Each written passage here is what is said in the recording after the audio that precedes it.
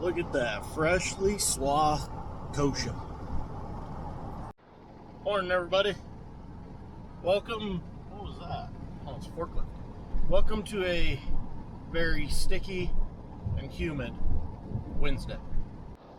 We got sunshine back there, and then just a wall.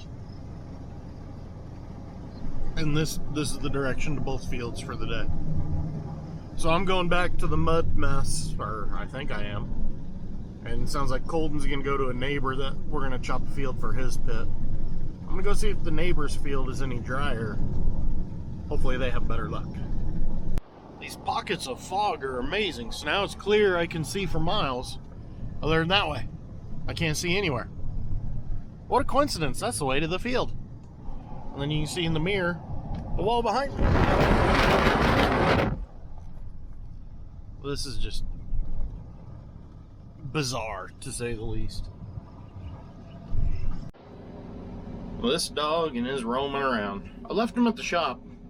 He had to jog up here to see what I was doing. Now he's just gonna jog his way back. What a goober. So for those of you back east, we need advice. How do you survive humidity? It's like 70 degrees out right now. And sticky. You just walk outside and you go, yeah, I kind of need to go take a shower. Just see the moisture in the air as the sun's breaking through it all. It's unreal. I said it before. When did Iowa move to Colorado? It's been almost a month and a half now of this. If this is the new normal, I am 1000% on board with that. We just gotta sell some equipment to buy different equipment. Can you put a pontoon on a corn planter? Asking for a friend. Well, I had high hopes. First guy made it. Second one, I think the only reason he's stuck is because that's where our windrow was laying. So maybe, just maybe, we got a chance. Whew, I done plugged it good. Alright, dug it out twice. Let's not do that again. Please work. Oh, thank God. I'm not kidding, guys. I just spent 30 minutes under there and it just plugged again somehow. What the hell is going on? That was cutting.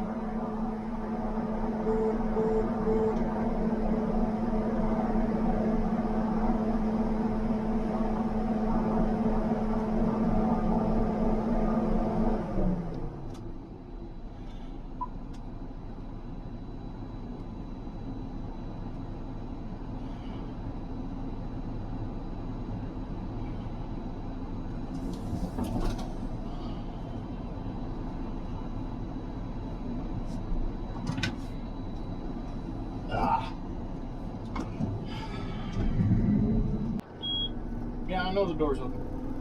So I'm gonna run to the shop. I think I got a combination of problems. One, mud.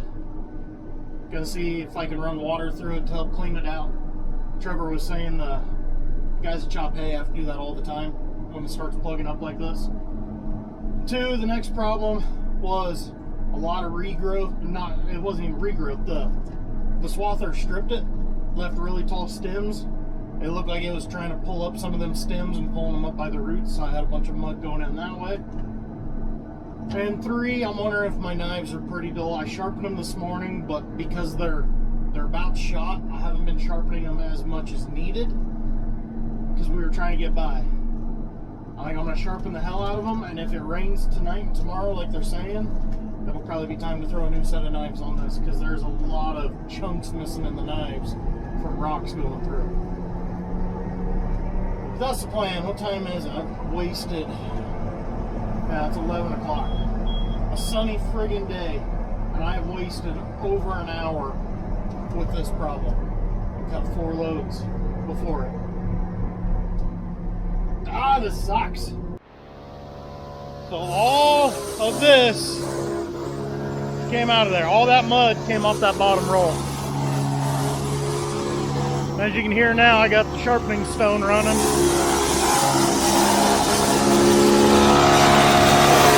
gonna sharpen the hell out of this.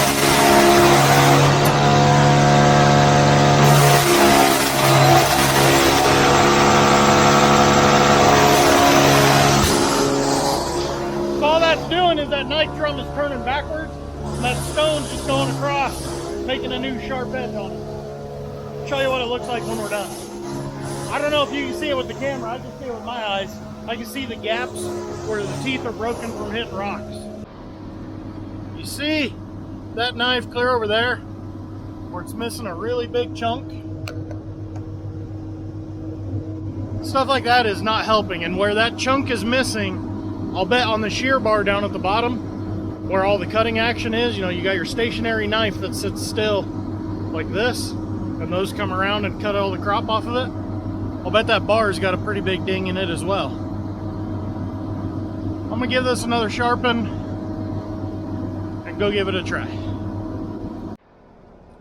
We're on the move. Did 3 sharpening cycles. Hope that's good enough. Change my shirt. Let's just change the whole voodoo of the day. We're starting over. Please work. Oh, please let it keep working. Went like 200 feet. Please, this sucks. I don't want to do it again. We're still finding a few soft spots out here. It's mainly just the truck slipping on top of the ground and then they can't move. Tractor kind of gets them going for the most part, and then they're usually good to go. He's still spinning pretty good here, but not too bad.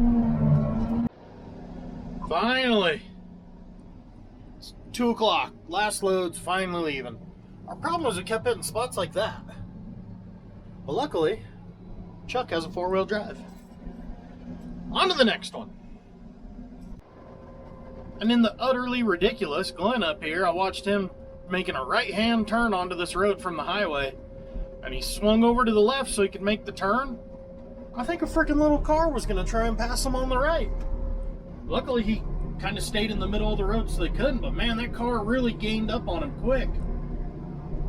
What an idiot. On the move again. So that farmer's swather broke down hours ago. We called the next guy, told him to get swathing so we had somewhere to go. Right as we were finishing up, he got his swather back up and going. Why don't you get it back over there? Right as we were finishing up, they got their swather back up and going, so we're going to go cut, I think it's like 50 acres at this next field, and then go back to there and try and finish that one up tonight. It is 3:30. On the move. Just got an email from local meteorologists with the future radar, what they kind of think will happen overnight. It's going to be really iffy. The big thing I took out of it, though, is he said storms today were going to be very severe. Large hail, large wind, large rainfall, and potentially a nadir or two. But we're kind of riding this gap between the nastiness and the panhandles and what's supposed to be kind of north of us along the I-70 corridor. It's going to be iffy. I think it showed like 3 in the morning he gets here. So that'd be great. Wake up 3 in the morning to the wind howling. But that's later me's problem. Now me's problem is let's go figure out these 50 acres. I can't usually say this much after chopping all these years, but this is actually a farm I've never been on before. It's one that's owned by the Colorado Land Board. Why? I have no idea. It just is. It's got a fancy sprinkler, it bends, and it's one of those that you can also detach the end of it to go. It's crazy. Either way, we're a little short on trucks. But here comes Christian. Round and round. Finished up that stake ground piece, came back to where the swather had broke down. They got about another sprinkler tower cut and broke down again. So we're cleaning this up. I'm gonna head 5, 6 miles, 7 miles east to go back to a pivot that we had to abandon. Oh, you guys were with me. It was a random Sunday. All of a sudden, everyone was getting stuck. It was a mess. So we're going to head back to there, go finish cleaning it up, finish cleaning up another project we had started last week before it got too muddy there, and then it rained that night. So, yeah, that's our plan. Lots of service. I think this morning I said we had an outside chance of missing the rain. Yeah, that's coming right at us. Severe warn, ping pong ball size hail, all the good stuff. One cleanup job finished, on to the next. So we cut, I don't know, 15 acres of this 40-acre patch on Friday before we had to get out of here. It just got too soft. We had rain coming. Now we're back, and it's still soft. But it's okay, because we got the classic out here. What is that? A 4650 to be the pull tractor. There goes Colton. There goes last truck of the night. 7:30. We had a hell of a second day today. The first day sucked. We're just going to forget that happened. But the second day was good. Let's go see if there's any life in the air compressor to clean this thing off. Well, guess it's too much to ask for everything to go perfect. So that light right there is Colton parking his machine in the shed. I'm going to take mine there.